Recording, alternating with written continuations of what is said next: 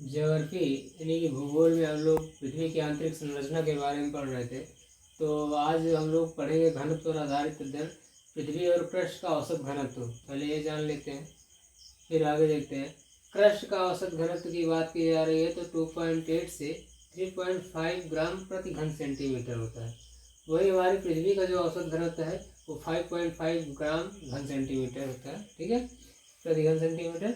तो एवरेज निकाला जाएगा। एवरेज देखें कि हमारी पृथ्वी का जो औसत घनत्व है उससे और परतों का जो तुलना करेंगे तो 5.5 इक्वल टू 3.5 ये क्रस्ट का औसत घनत्व प्लस बी, ठीक है। ये प्लेटों का और जो परतें हैं उनका जो है मान निकालने के लिए ये सूत्र है 3.5 प्लस बी बटे 2।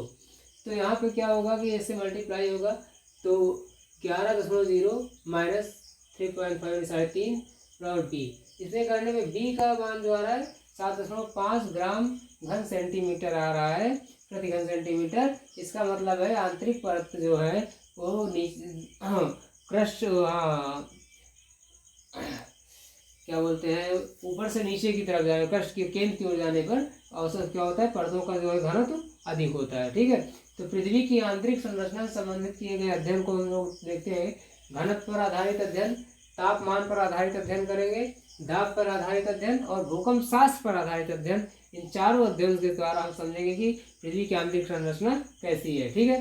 देखिए तो यहाँ पे क्या है कि घनत्व पर आधारित अध्ययन के द्वारा पृथ्वी के औसत घनत्व और क्रस्ट के घनत्व के आकलन से यह निष्कर्ष निकाला गया कि पृथ्वी की आंतरिक परतों का घनत्व औसत से अधिक है, अर्थात सतह से केंद्र की ओर जाने पर घनत्व में वृद्धि होती है।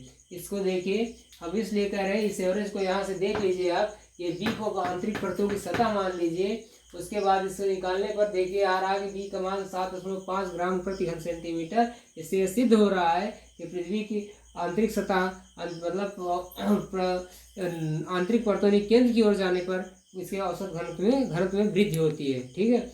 इसी तरह तापमान दाब पर निकाल के उसके बाद इसका निष्कर्ष निकाला जाएगा, वो हम लोग कल इसको कंप्लीट करेंगे।